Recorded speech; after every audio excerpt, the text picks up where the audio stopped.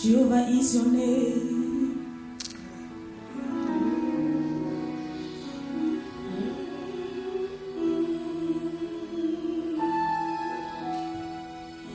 Jehovah est ton nom. Jehovah est ton nom. Jehovah est ton nom. Jehovah est ton nom. Oui, chantons Jéhovah. Jéhovah est ton nom. Oui, chantons Jéhovah. Jéhovah est ton nom. Oui, chantons Jéhovah. Jéhovah est ton nom. Jéhovah est ton nom. Jéhovah est ton nom. Oui, chantons puissant guerrier. Puissant guerrier. Fort dans les combats. Jéhovah est son nom. Oui, chantons puissant guerrier. Puissant guerrier. Fort dans les combats. Jéhovah est son nom. Il combattra pour nous. Et il vaincra pour nous. Il combattra pour nous. Oui, Jésus combattra. Oui, chantons puissant guerrier.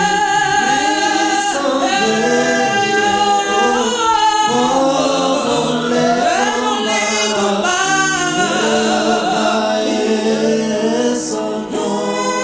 Oui, chantons puissant guerrier. Tu es puissant dans les combats.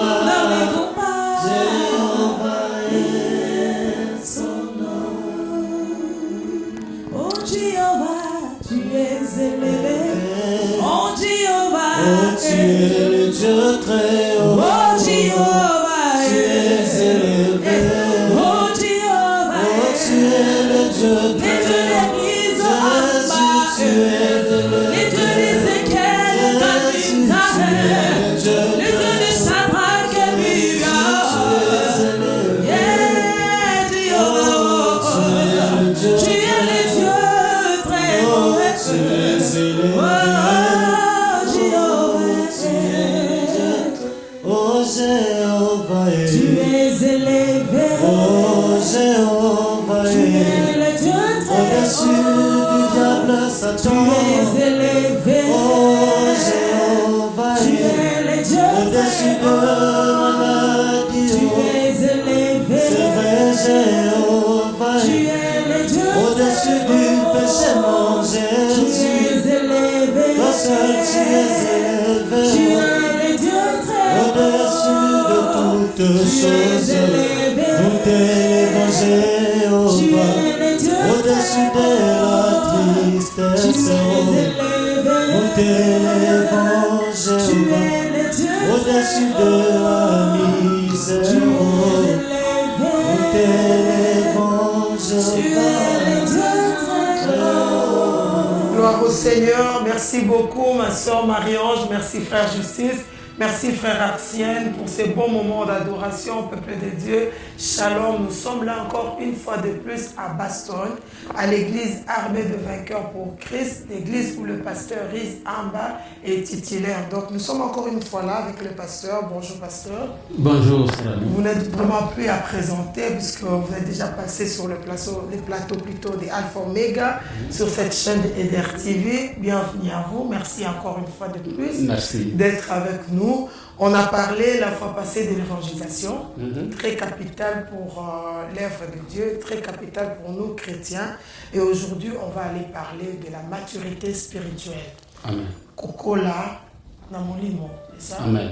Je pense. Voilà. Donc, c'est vraiment aussi important, franchement, on aborde des thèmes qui sont importants pour nous dans la vie chrétienne. Avant que nous puissions parler de la maturité spirituelle, j'aurais voulu poser une question par rapport à l'évangélisation dont nous avons parlé la fois passée. Vous avez dit, si j'ai une bonne mémoire, que c'était vraiment l'objectif même de l'Église. Vous vous basez vraiment sur l'évangélisation. Alors, comment est-ce que vous faites? Parce que vous avez cité, vous avez dit que vous allez dans les centres des demandeurs d'asile, vous allez vraiment dans la rue et tout ça, faire l'évangélisation. Mais après que vous avez gagné des âmes, après que vous avez été dans les centres et tout ça, comment ça se fait alors les suivis?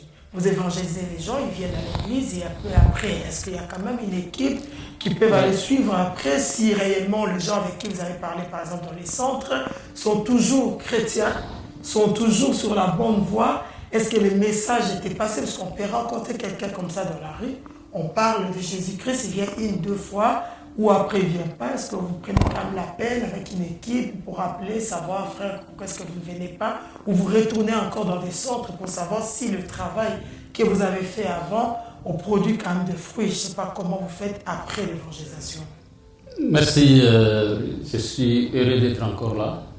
Que Dieu soit loué. Merci, Serali. Et voilà, l'évangélisation, c'est notre cheval de bataille, comme j'avais dit l'autre fois. Et dans les différents centres, là où il y a des cellules, on a essayé d'implanter des cellules de prière dans les différents centres. Et pas seulement dans des centres, même dans la région, comme à Bielsam, on a une cellule de prière, une cellule de prière aussi à Trois-Vierges du Luxembourg. On a encore des projets de faire encore d'autres cellules de prière dans la région. En fait, prenons plus particulièrement dans les centres de demandeurs d'asile, il y a des cellules de prière, c'est-à-dire il y a des responsables de cellules qui sont là pour suivre l'évolution de tous ceux qui ont cru, de comment les choses doivent évoluer. Et dans chaque centre, je pense qu'ils ont un programme de prière. Prenons à Bovigny, tous les mercredis, il y a prière, tous les vendredis, il y a prière. Et dimanche, l'église, nous, on part le chercher. En fait, l'église est dotée d'un minibus. Voilà, des minibus que moi-même, tous les jours, je prends ça le dimanche. Je me réveille vers déjà 5h, 6h, je suis sur la route. Et par jour, je fais parfois, si je fais les allers-retours, parfois 300 km. Tu ne peux pas imaginer. Il faut aller chercher ces gens-là, on les emmène ici à l'église. Après l'église, on donne à manger. Donc tous les dimanches ici, après l'église, tout le monde mange. Depuis qu'on a commencé, tous les dimanches, tout le monde mange. Et après, on peut les ramener. Il y a des fois, on fait aussi leur suivi par téléphone. Des fois, on les appelle pour les encourager. En tout cas, c'était quand même important de le signaler parce que c'est vrai qu'on sache quand même qu'après l'évangélisation, il y a encore un autre travail à faire. On n'évangélise pas, on parle pas seulement de Dieu. Et puis après, tu t'envoies, tu ne sais même pas la personne à qui tu as parlé, s'il va bien et tout ça. Donc, c'était vraiment le but de la question. Donc, aujourd'hui, je vais vous laisser, comme toujours, de nous parler aujourd'hui de la maturité spirituelle. Comment et que le Saint-Esprit vraiment vous guide, que le Saint-Esprit soit avec nous pour que nous puissions encore une fois de plus comprendre ces thèmes de la maturité spirituelle. Merci, Serali. Nous allons commencer par la prière. Père de gloire, nous bénissons ton Saint-Nom, toi qui es souverain. Saint-Esprit, je te laisse la liberté d'agir dans ces lieux, car c'est toi qui connais toutes choses. La vérité vient de toi. Glorifie Jésus maintenant. Cette parole est esprit et vie. Laisse que la parole qui sera libérée, Seigneur, dans ce lieu, Père, puisse apporter la vie à ton peuple qui m'écoute maintenant, Seigneur. Glorifie ton nom, Père, dans le nom puissant de Jésus-Christ. Amen. Merci, Séraline. Merci, peuple de Dieu. Merci que je me retrouve encore là devant vous pour parler d'un sujet qui est très très capital sur la maturité spirituelle. Avant que je puisse parler, je voulais saluer aussi la présence du prophète Ézéchiel, de l'ancien Justin qui sont toujours là, de la sœur Marie-Ange, de ma chère épouse qui est évangéliste ici, et de toute l'assemblée de Baston. Que Dieu vous bénisse, ceux qui me suivent. Voilà, aujourd'hui, Dieu va nous faire du bien. Aujourd'hui, Dieu va nous faire du bien à travers les messages. Nous allons parler de la maturité spirituelle. Et dernièrement, on a parlé sur l'évangélisation. Nous avons compris, Dieu nous a donné un message qui est clair, que nous ne sommes pas de n'importe qui, nous sommes de voix qui doit crier. Fini le temps de fermer la bouche, fini le temps dans la distraction de Facebook, de YouTube, mais c'est le temps de crier pour que les gens viennent à Jésus. Mais aujourd'hui, nous allons parler de quelque chose de très très important qui concerne les chrétiens et qui concerne l'Église. Et nous pouvons lire dans les livres de Luc. Luc, j'aimerais, c'est un passage que nous tous nous connaissons. Et beaucoup des hommes de Dieu, que ce soit les enfants de Dieu, utilisent ça aussi pour l'évangélisation, parce que Jésus a parlé aussi de l'évangélisation à travers ces passages. Mais c'est qu'il y a quelque chose qui est caché là-bas dans tout ça, c'est la maturité spirituelle. Voilà, et nous allons lire dans les livres de Luc, chapitre 8, bien que ce sera un peu long, mais c'est pour la gloire de Jésus. Amen. J'aimerais commencer, nos versets c'est 11 et 15, mais j'aimerais commencer à partir du verset 4. Je vais lire pour la gloire de Dieu, selon ma version Thompson. Une grande foule se réunit auprès de lui, des gens de diverses villes. Il dit cette parabole. Les semeurs sortirent pour semer sa semence. Comme il semait, une partie de la semence tomba le long du chemin. Elle fit piétiner et les oiseaux du ciel la mangèrent. Une autre partie tomba sur les rocs. Quand elle poussa, elle se dessécha parce qu'elle n'avait pas d'humidité. Une autre partie tomba au milieu des épines. Les épines poussèrent avec elle et l'étouffèrent. Une autre partie tomba dans la bonne terre. Quand elle poussa, elle produisit du fruit ou 100 tubes. En disant cela, il s'écria, celui qui a des oreilles pour entendre, qu'il entende. Verset 9, ses disciples lui demandaient ce que signifiait cette parabole. Il répondit, à vous, il a été donné de connaître le ministère du règne de Dieu, mais pour les autres, cela leur est dit en parabole, de sorte qu'en voyant, qu'ils ne voient rien, qu'en entendant, qu'ils ne comprennent rien. Verset 11. Voici ce que signifie la parabole. Les semeurs, c'est la semence, c'est la parole de Dieu. Ceux qui sont le long du chemin, ce sont ceux qui entendent, puis le diable vient enlever de leur cœur la parole, afin qu'ils n'aient pas la foi pour être sauvés. Ceux qui sont sur les rocs, ce sont ceux qui, lorsqu'ils entendent, accueillent la parole avec joie, mais ils n'ont pas de racines. Ils ne croient que pour un temps. Et au temps de l'épreuve, ils s'éloignent. Ce qui est tombé parmi les épines, ce sont ceux qui, après avoir entendu, sont étouffés en cours de route par les inquiétudes, les richesses et les plaisirs de la vie, et ne donnent pas de fruits mûrs.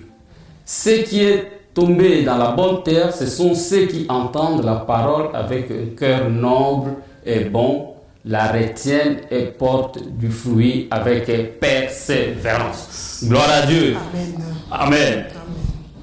Voilà. Et ici, Jésus est en train de... Vous savez, Jésus avait beaucoup de manières d'apporter la parole de Dieu au peuple. Il y a des fois, il enseignait clairement. Il y a des fois, il utilisait aussi les paraboles. Et si c'est une parabole que Jésus utilise, il dit, le semeur est sorti pour s'aimer. Et quand le semeur est sorti pour s'aimer, il dit, il y a une partie d'abord qui tombe sur le chemin, que les oiseaux du ciel viennent et mangent. Et il y a une deuxième partie qui tombe sur les rocs, faute des racines, et ça n'a pas pu pousser. Et une autre partie qui tombe sur les épines l'étouffèrent, et la semence n'a pas pu croître. Mais l'autre partie qui tombe sur la bonne terre, et c'est cette partie-là qui produit des fruits. Gloire à Dieu. Peuple de Dieu. Le problème ici, cette parabole, souvent nous utilisons ça dans les enseignements, que ce soit comme je parlais tantôt dans l'évangélisation, mais il y a quelque chose qui est caché dans cette parabole. Ici, les 4 types, s'il faut dire, de terres, ici, là où il s'aimait, représentent les 4 types de chrétiens qui sont dans l'Église. Alléluia. Amen. Ce sont les 4 types de chrétiens qui sont dans l'Église. Aujourd'hui, dans nos églises, souvent les gens pensent que non, parfois tu as beaucoup étudié, le fait que tu as fait 10 ans à l'église, c'est-à-dire tu es déjà mûr spirituellement. Ça n'a rien à voir. C'est différent dans le contexte de maturité spirituelle. Je vais définir d'abord c'est quoi la maturité. Selon le dictionnaire, la maturité, c'est tout simplement, c'est un état de ce qui est mûr ou mature. Le dictionnaire définit comme une période de la vie qui se situe entre la jeunesse et la vieillesse. C'est quand un organisme atteint son complet développement. Mais moi, je voulais utiliser l'expression que les botaniques utilisent beaucoup. Au lieu de parler de la maturité, moi, je voulais parler de la maturation. Ceux qui ont fait la botanique connaissent. Quand on dit prenons une plante ou un fruit dans la maturation, c'est-à-dire qu'il y a beaucoup de facteurs qui entrent en jeu. Il y a le facteur temps, il y a le facteur température, il y a le facteur lumière. C'est très très important pour que nous puissions comprendre c'est quoi la maturité spirituelle. Gloire à Dieu. Amen. Peuple de Dieu, la maturité spirituelle n'a rien à voir avec tout le temps que tu as passé à l'église. C'est la raison pour laquelle nous voyons Jésus ici nous montre les 3 types de chrétiens qui sont dans l'église. Peuple de Dieu, écoutez, Jésus, tout le monde peut dire oui, je suis sauvé, c'est bien. Jésus viendra chercher une église mature. C'est-à-dire quoi? C'est-à-dire que Jésus ne viendra pas chercher les bébés spirituels. Jésus viendra chercher des chrétiens qui sont mûrs spirituellement. Si tu es 15 ans, 20 ans à l'église, tu es toujours bébé spirituel, lors de l'enlèvement, tu ne vas pas partir. Parce que les bébés spirituels n'intéressent pas Dieu. Vous comprenez? C'est-à-dire, gloire à Dieu, Dieu a fait grâce, il y a quelqu'un qui a prêché l'évangile, tu as donné ta vie en Jésus, alors voilà, et tu commences à fréquenter l'église. C'est la meilleure des choses, c'est bien. Mais il ne faut pas se limiter là. Vous allez voir des gens, maman, ça fait combien de temps tu es à l'église? Oh, 20 ans. Mais si tu vois la personne, que ce soit ses raisonnements, parfois il ne connaît même pas un verset de Bible. Prier même, il ne sait pas. Non, tu es toujours bébé. Sache-le, toi qui m'écoutes maintenant, si Jésus revient, tu ne partiras pas. Cela est clair. La Bible nous dit, il y a un homme qui avait planté sa vie. Il vient voir un jour que non, parfois je vais trouver les fruits. Quand il arrive, il n'y a pas de fruits. Le maître prend le main, allez, coupez l'arbre. Parce que ça prend la place inutilement. Vous comprenez? Ce qui intéresse Dieu, que c'est la maturité. C'est ça qui est très important. C'est la raison pour laquelle la Bible dit, le Saint-Esprit est en train de préparer l'Église pour que l'Église puisse atteindre le statut parfait de Christ. Aussi longtemps que l'Église n'a pas encore atteint ce statut parfait, Jésus ne viendra pas. Vous avez déjà vu qu'on puisse épouser un bébé, une fille. On épouse une femme qui est déjà mûre, n'est-ce pas? Oui. C'est la raison pour laquelle l'épouse de Jésus doit être mûre. Tu ne peux pas être adolescente ou toujours dans la puberté, non. Tu dois être mûre. Alors ici, Jésus maintenant nous montre les 4 types de chrétiens qui sont dans l'église. Il dit, le semeur est sorti pour s'aimer. Il explique bien. La semence, c'est la parole de Dieu. La personne qui est en train de s'aimer, c'est Dieu lui-même. Maintenant, la première sémence tombe sur les chemins. Et Jésus explique, il dit, ceux qui sont, c'est-à-dire sur les chemins, ce sont ceux qui entendent, puis le diable vient enlever de leur cœur la parole, afin qu'ils n'aient pas la foi pour être sauvés. Beaucoup de gens pensent le fait de venir à l'église, tu es déjà sauvé. Non. Venir à l'église, c'est bien, mais cela ne veut pas dire que tu es sauvé. Beaucoup viennent, faites un peu l'expérience dans nos églises. On a prêché un dimanche, après le culte, tu appelles un frère. Ma soeur, on a prêché sur quoi? C'était quel verset qu'on a? Non, je ne sais pas. Oh, il a dit quoi encore? Donc les gens, ils viennent à l'église pour voir les autres. Ils viennent à l'église pour se distraire. Parfois pour danser seulement parce que dans notre église, la musique, la louange est bien, donc je viens danser. Mais tu vas aller en enfer. Il faut grandir. Ce sont les gens des chrétiens. Ici, Jésus parle, c'est à qui donc, quand on proclame la parole, on prêche la parole, il écoute. Quand il sort là, tous les démons reviennent sur lui. Il oublie la parole de Dieu. Il oublie. Donc, quand tu le vois sur quelqu'un charnel, tu te poses la question, mais tu viens de l'église, toi. Donc, on ne voit rien, on ne voit rien de Dieu en lui, à part dire Alléluia, Amen. Il dit deuxième catégorie. Il dit, c'est la semence qui tombe sur les rocs. Et Jésus dit, ce sont ceux qui, lorsqu'ils entendent la parole de Dieu, ils entendent la parole avec joie, mais ils n'ont pas de racines. Ils croient pour un temps, et au temps de l'épreuve, ils s'éloignent. Ils sont dans nos églises. Quand on prêche la parole, tu vois, Amen, c'est la vérité. Amen, pasteur. Prêche, pasteur. Mais au moment de l'épreuve, où est la foi? Ah, pasteur, l'affaire là c'est dur. Pasteur, je sais que Dieu opère, mais là, non.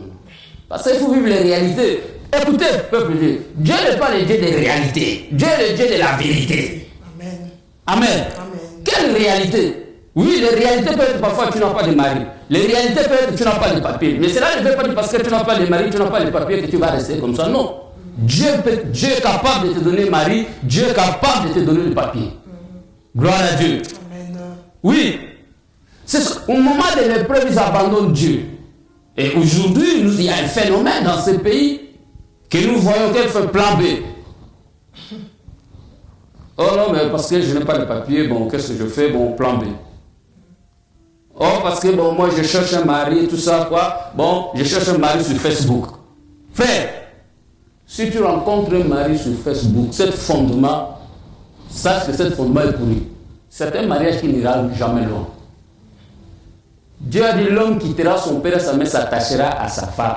Il deviendra une seule chair. C'est-à-dire que tu ne peux pas épouser une femme ou un homme que Dieu ne t'a même pas parlé, tu t'engages comme ça. Est-ce que Dieu peut te parler sur Facebook? Tu vois les photos d'une dame en Afrique qui fait... ah non, celle-là, tu vois... Les mariages qui sont fondés sur le Facebook, vous vous êtes rencontrés sur Facebook, il faut faire attention. Il faut faire vraiment attention. Et ce sont de ces genres de chrétiens. Donc, au moment de l'épreuve, la foi tombe. Ils abandonnent Dieu. Ah, pasteur, moi, il y a un jour, il y a une seule... Pasteur, moi, je suis venu chercher... Ma famille reste là-bas, moi je suis venu chercher si l'église là, l'église ne va pas me donner. Vous comprenez? Et ces gens de fidèles se trouvent dans nos églises. Et Jésus poursuit plus loin. Il dit que la semence qui est tombée sur les épines, et il explique, c'est ça que je bénis Jésus. Il dit, ce qui est tombé parmi les épines, ce sont ceux qui, après avoir entendu, sont étouffés en cours de route par les inquiétudes, les richesses et les plaisirs de la vie. Et ne donne pas de fruits mûrs. Ça, c'est très important, très intéressant. Les autres, là, nous voyons que c'était des gens, ce sont des chrétiens, on peut dire des bébés spirituels. Vous devez savoir que les bébés spirituels, ils sont encore charnels. Il est un peu spirituel, un peu charnel, parce qu'il n'est pas encore mis. Mais ici, on dit ceci. Ce sont ceux qui écoutent la parole de Dieu. Mais les inquiétudes de la vie, ils ont la parole en eux. Mais cette parole n'arrive pas à produire de fruits. C'est ça le problème. Tu as la parole, mais la parole n'arrive pas à produire de fruits. À cause de quoi? À cause des soucis de la vie. À cause des inquiétudes. Les chrétiens qui se plaignent, les chrétiens de lamentation. Ils sont là, ils se lamentent. Il faut ajouter encore un autre chapitre de lamentation. Gloire à Dieu. Amen. Mais ce qui est bien, Jésus parle que ce qui est tombé dans la bonne terre. Voilà cette catégorie de chrétiens. Ce qui est la bonne terre ici Jésus veut parler de nous. La terre, c'est notre cœur. Bien aimé, ce qui intéresse Dieu, c'est notre cœur. Dieu ne regarde pas l'apparence, Dieu regarde nos cœurs. C'est la raison pour laquelle tous ces trois catégories, ils sont dans nos églises, ils peuvent beau chanter, tu peux donner tes offrandes, tes dîmes. Mais si ton cœur n'est pas bien, la parole de Dieu n'aura aucun impact dans ta vie. Vous allez voir, ce sont des chrétiens qui sont dans l'église, mais ce sont des chrétiens qui sont incapables d'impacter même son entourage. Tu vis avec les gens, il y a des fois ils se demandent même si tu es chrétien. Parce que dans leur milieu, tu es confondu, on te voit comme un païen. Dimanche, on te voit le tu es chrétien. Mais quand on te voit sur la route, tu es un païen. Il dit, la semence qui est tombée sur la bonne terre, ce sont ceux qui entendent la parole avec un cœur noble. Avec un cœur noble, avec un cœur bien disposé. Quand ton cœur est bien disposé à la parole de Dieu, la parole de Dieu va commencer à travailler en toi. La Bible dit dans le livre de... Si je peux lire ça, il dit, je serre ta parole dans mon cœur. Psaume 119, verset 11. Il dit, je serre, David, je serre ta parole dans mon cœur. Bien aimé, vous devez savoir, le cœur, c'est là où Dieu regarde. Et si nous serrons la parole dans nos cœurs, nous allons voir la gloire de Dieu. Il y a un homme de Dieu qui a dit que je mange ta parole, je rache les rouleaux, il mange la parole de Dieu. Or, aujourd'hui, qu'est-ce que nous constatons dans nos églises? Les chrétiens lisent la Bible seulement quand ils viennent à l'église. Durant toute la semaine, si tu as lu la Bible, ils ne lisent même pas la Bible. C'est ça le problème. Comment tu vas grandir spirituellement? Ici, on dit ce type de chrétien. Il dit, la semence qui est tombée dans la bonne terre, ce sont ceux qui entendent la parole avec un cœur noble et bon. Regarde un peu ton cœur. Est-ce que ton cœur est bon? Ton cœur est droit? Bien aimé, ne jouez pas avec vos cœurs. Ne jouez pas avec ton cœur. Ne laisse pas que les soucis de la vie remplissent ton cœur. Ne laisse pas un homme puisse remplir ton cœur. Ne laisse pas les richesses du monde remplir ton cœur. Les gens passent tout le temps sur Facebook. Facebook remplit ton cœur. Non. Je voulais tirer l'attention du peuple de Dieu. Les phénomènes que nous constatons aujourd'hui, la Bible dit à l'église primitive, ils persévéraient dans les enseignements des apôtres, dans la fraction de paix et dans la communion fraternelle. Peuple de Dieu. Aujourd'hui quoi? Aujourd'hui, quel est le phénomène qu'on voit à l'église? Tu vas voir même dans l'église, une seule, on est en train de prêcher là-bas, lui elle a son téléphone ici, elle est en train de regarder Facebook. Il persévère dans Facebook. Ça, c'est l'abomination. Ce n'est pas digne des enfants. Et ce sont des phénomènes. Je parlais dernièrement avec un monsieur, il me fit tirer mon attention que pasteur, je ne sais pas si tu comprends ces phénomènes. Tu vas voir dans une famille, la communion fraternelle qui existe. C'est la raison pour laquelle dans l'armée de vainqueurs, nous développons fort la communion fraternelle. Amen. Tu vois dans une famille, il n'y a plus la communion fraternelle. Maman est là sur Facebook, papa est là sur Facebook. Donc, ils sont là en famille, ils ne parlent pas. Chacun est là. Jusqu'à ce qu'ils vont dormir. Mais les gens ne parlent pas. Comment la communion viendra? Comment l'amour sera tissé dans la famille? Pourquoi? Parce que nous avons permis au diable d'entrer dans nos maisons, que ce soit dans nos églises. Et ici, il dit quelque chose de très important. Tantôt, je vous ai parlé que non, pour qu'un arbre ou un fruit puisse arriver à la maturation, il y a des facteurs. Facteur temps, facteur température ou chaleur.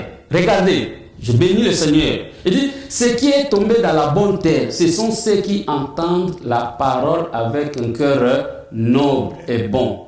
La retiennent et portent du fruit avec persévérance. Wow! Avec persévérance.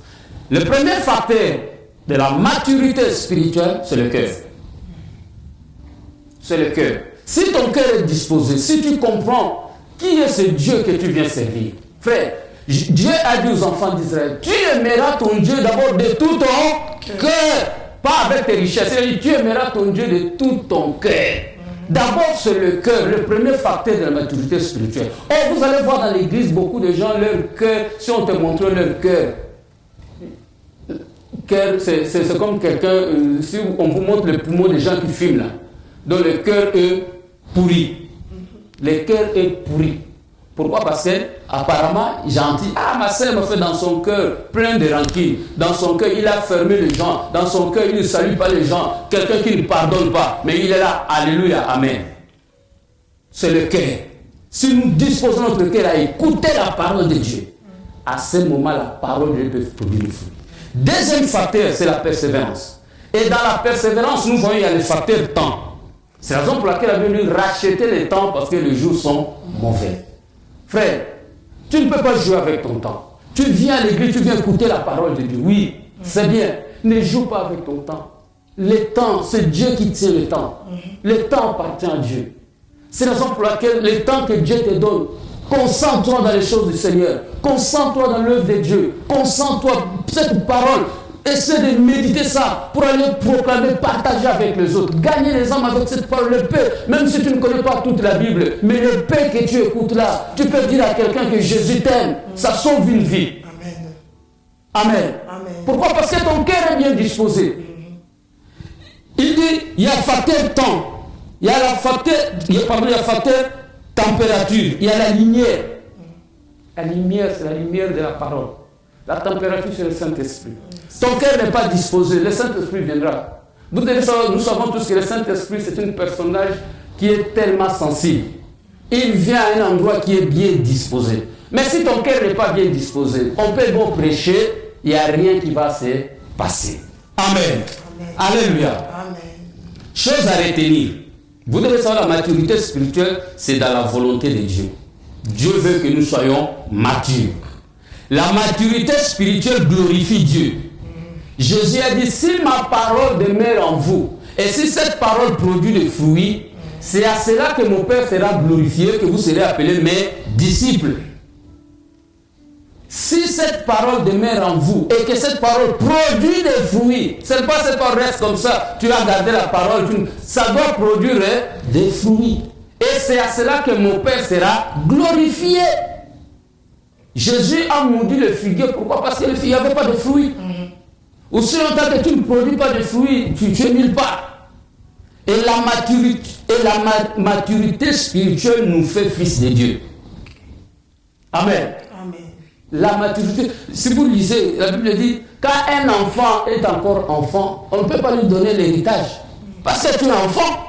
Il faut que tu deviennes fils. Quand on parle de fils, c'est quelqu'un déjà qui est mature. Alléluia. Amen.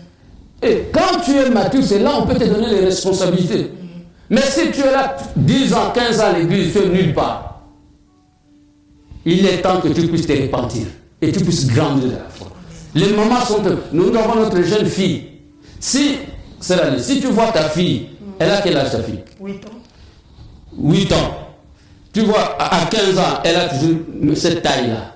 Tu vas te poser des questions, non? Ouais. Mais comment si ça nous intéresse? Mais nous-mêmes, est-ce que tu ne peux pas regarder ta croissance spirituelle depuis que tu as accepté Jésus jusqu'à aujourd'hui? Tu es à quel niveau? Quel est ton niveau? Amen. Tu es encore bébé ou tu es adolescent? Tu es là dans la puberté ou tu es vraiment mature? Les bébés, ce sont des gens qui viennent à l'église, quand on prêche, quand ils sortent, ils commencent à critiquer la prédication. Comme il y a d'autres qui me regardent, oh voilà comment ils parlent, voilà comment. Tu es un bébé spirituel. Quelqu'un qui est mis spirituel va bénir le Seigneur. Ah, gloire à Dieu. Que ce message puisse toucher des milliers pour que les gens se convertissent. Amen. Amen. L'ennemi de la maturité spirituelle, d'abord, c'est la négligence. C'est la raison pour laquelle la Bible dit, maudit toute personne qui fait l'œuvre de Dieu avec négligence. Toi qui fais l'œuvre, tu pousses toujours des raisons. L'œuvre devient à répétition, tu pousses toujours des raisons. Oh mon travail, oh fais ceci, oh mon travail, mes enfants. L'œuvre de Dieu tu fais avec une négligence, tu es maudit. Il y a une malédiction maudit. Il y a des fois beaucoup, c'est dans le livre de Jérémie 48, verset 10.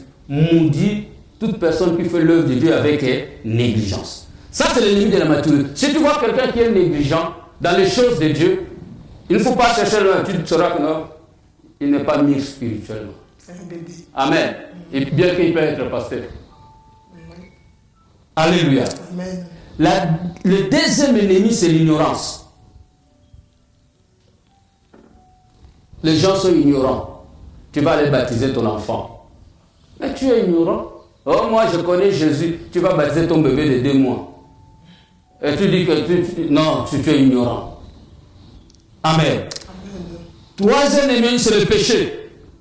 Le péché ne peut pas te permettre d'agrandir spirituellement. Le péché te régresse toujours, te régresse toujours, te régresse toujours. Il faut éviter le péché. Et l'ennemi qui agit même dans les milieux de l'église aujourd'hui, fort, c'est l'orgueil. Quand tu vois quelqu'un qui est orgueilleux, qu'il soit homme de Dieu, qu'il soit pasteur, qu'il soit prophète, qu'il soit apôtre, qu'il soit qui que ce soit dans l'église, quelqu'un qui est orgueilleux, même s'il a fait sa théologie que quoi que ce soit, il connaît la Bible, les Genèse, Apocalypse, c'est un bébé, tu dis, il n'est pas mature spirituellement.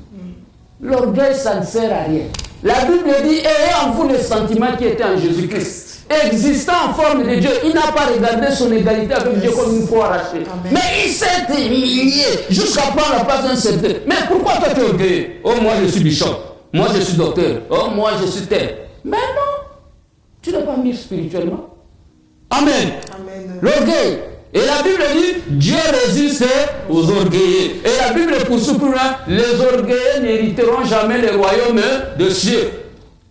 Amen. Gloire à Dieu. Amen.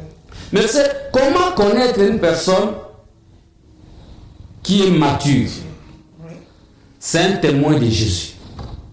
Donc partout il passe, c'est sa raison de vivre, c'est sa raison d'être, un témoin de Jésus. Partout il passe, il parle que de Jésus. C'est un chrétien ou un homme de Dieu qui n'est pas versatile. Tantôt il change, on ne connaît pas ta position. Tu n'es pas mature spirituellement. C'est quelqu'un qui n'est pas dans les critiques. Quand tu vois quelqu'un, même un homme de Dieu qui est en train de critiquer les autres, tu dois savoir qu'il n'est pas mûr spirituellement. Bien que tu peux prêcher ta parole, mais tu n'es pas mise. Les critiques, non. Ce n'est pas quelqu'un qui est vagabond. Aujourd'hui, vous voyez les chrétiens dans les églises. Il va terminer toutes les églises à chercher une bonne église. Mais tu n'es pas mature spirituellement. Un vagabond, tantôt il court seulement chercher des prophéties. Oh, là-bas, il n'y a pas l'onction. Là-bas, même si tu n'es pas mis spirituellement. On ne parle pas à l'église, ou on ne cherche pas l'église à cause de l'onction, mais on cherche l'église parce que tout ton salut dépend. C'est là où tu passes ta vie, c'est là où tu sers ton Dieu. Amen. Amen. Quelqu'un qui est mature, c'est quelqu'un qui aime la parole de Dieu, qui la lit tous les jours, qui est discipliné dans les choses de Dieu. Un homme, une femme mature, c'est une femme de prière, un homme de prière. Tu vas voir un chrétien, on peut dire, ma soeur, toi, tu jeûnes quand? Oh non.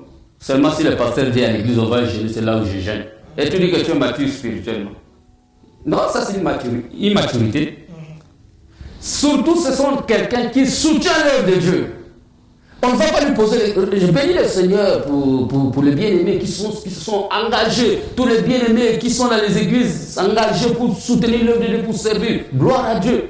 Ce n'est pas les gens qu'on voit. Quelqu'un qui n'est pas mature spirituellement, quand il arrive, et oh non, ça c'est le travail des autres, laisse-les travailler. Donc moi je suis venu seulement prier, adorer. Quel adorer? Vous savez que c'est une fille adorée? Abraham a dit à ses serviteurs que moi je prends le petit enfant, nous partons adorer Dieu. C'est très significatif. Toi tu viens pour que tu es spectateur. Non, dans l'œuvre de Dieu il n'y a pas de spectateur. Une église, donc c'est-à-dire c'est un chrétien mature, c'est un chrétien qui soutient la vision de l'église. C'est le chrétien qui soutient l'homme de Dieu. On ne peut pas voir un chrétien que non, tu n'as pas de père spirituel. Oh, je n'ai pas de pasteur. Quand tu vois que tu es chrétien, je prie, mais tu n'as pas d'église, ton église est où? Oh non, ces derniers temps, il y a trop de problèmes dans vos églises là, et donc moi je reste à la maison. Il n'est pas mature spirituellement. Même s'il parle la langue, il n'est pas mature spirituellement. Tu restes à la maison, toi chrétien, tu n'as pas de pasteur. Moi je n'ai pas de pasteur. Ah, toi tu es devenu Jésus, non? Tu es sorti du Saint-Esprit, tu n'as pas de Père. Non. Tu vois les chrétiens. Oh non, toi tu suis, oh je suis le message sur Facebook, sur YouTube, je suis tel pasteur. Mais est-ce que cet pasteur c'est ton pasteur? Il a son église, non? Il a aussi ses fidèles, il a ses membres. Amen. Amen. Un chrétien qui est mature, c'est un chrétien qui connaît son identité. Que moi je suis chrétien, je dois refléter Christ. Partout où il passe, on voit Jésus. Tu vois les chrétiens qui ne connaissent pas leur identité. Amen. Amen.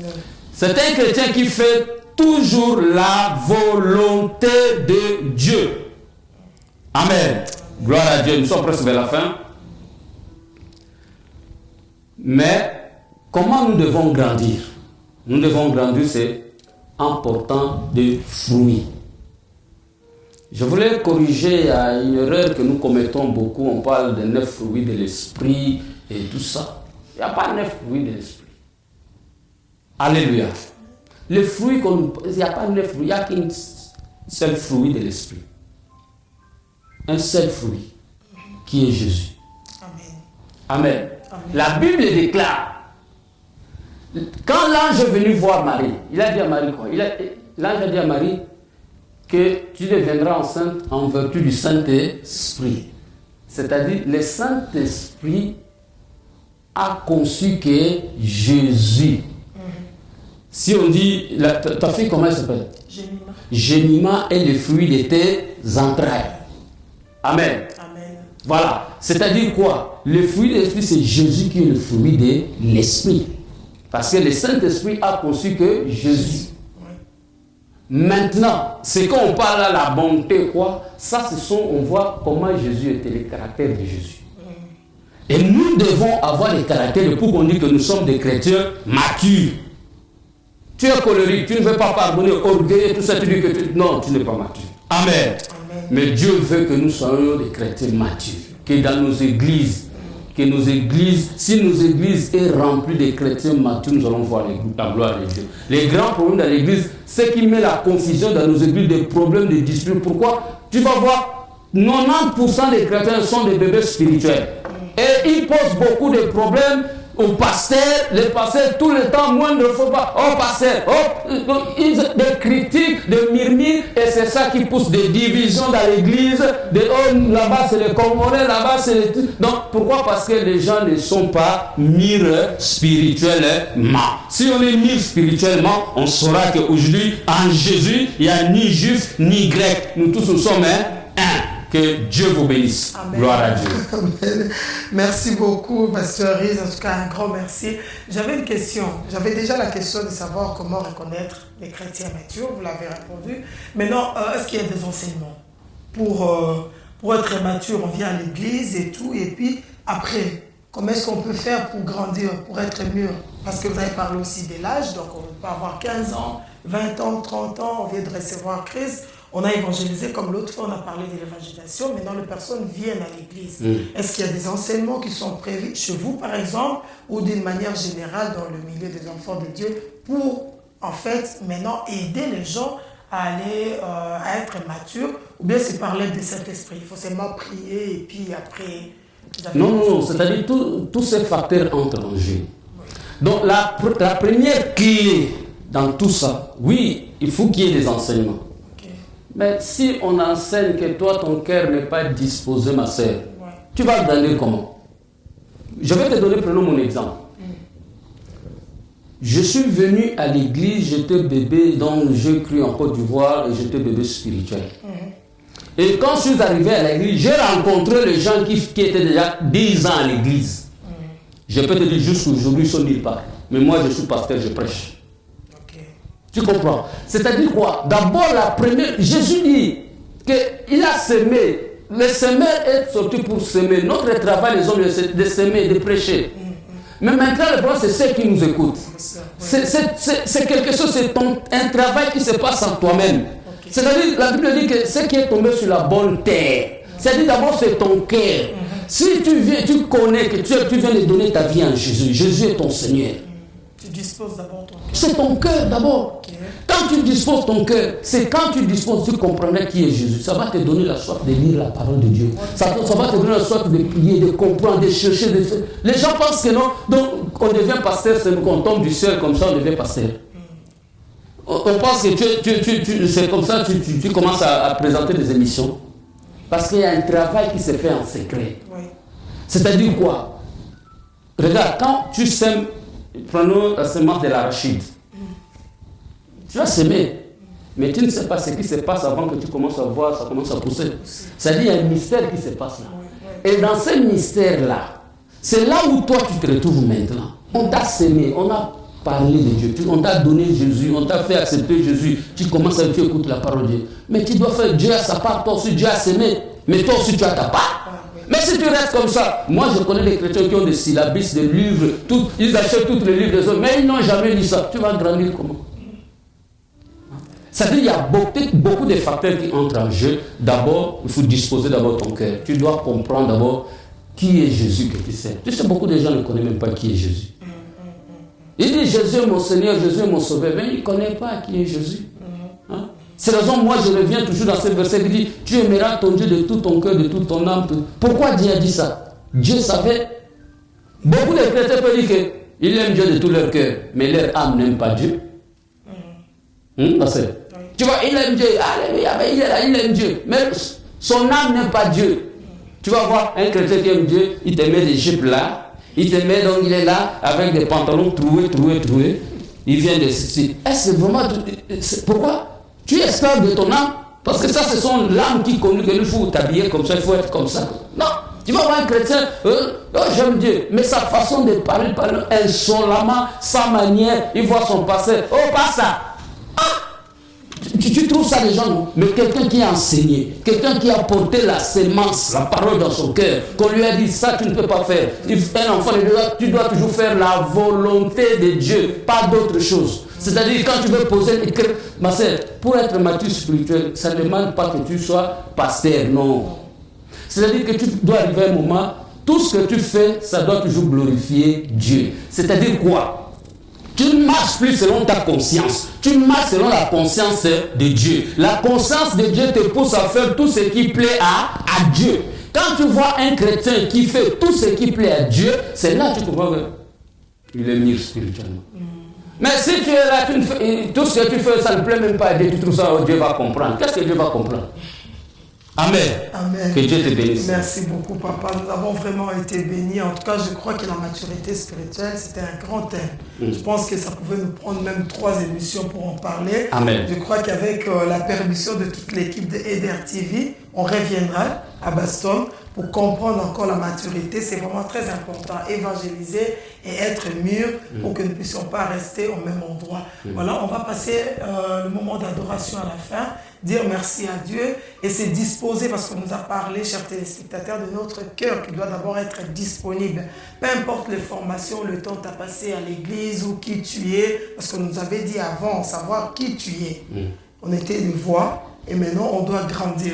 Donc nous allons vraiment passer ces moments d'adoration, prier le Seigneur afin que nous puissions grandir. Peut-être que tu te crois, ou moi je me dis, voilà, c'est bon, je suis déjà grande, mais il y a encore un travail à faire, il y a encore des fruits que nous devons porter et des fruits qui démèrent. Donc voilà pourquoi avec nos bien-aimés qui sont de l'autre côté, nous allons passer un moment d'adoration. Je vous prie vraiment de prier avec nous. Je vais déjà dire merci et au revoir au pasteur Riss en bas de nous avoir acceptés. Merci à toute l'église armée de vainqueurs pour Christ. Et merci à tous les habitants des Bastons, je ne sais pas comment on les appelle. Les Bastoniens. Les Bastoniens, voilà. Merci à vous et merci à toute l'équipe technique de EDR TV. Merci à vous, chers téléspectateurs, pour avoir suivi ces moments avec le pasteur Riss. Nos bien-aimés vont nous conduire à un moment d'adoration. Que le Seigneur vous bénisse. Bonne santé à tous. Alléluia.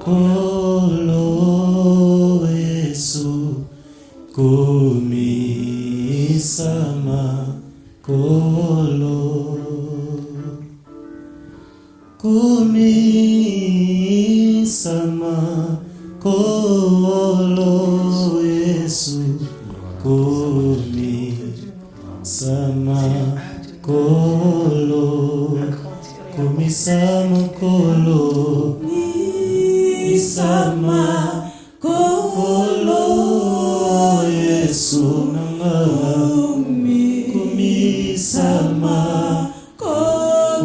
Sama Masia Yesu nangai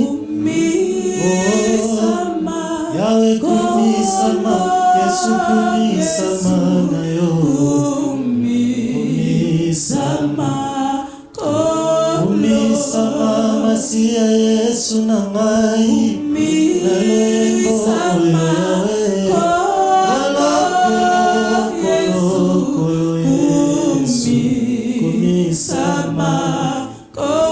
Nalembo sama kolo kumi sama kolo kumi sama Oh,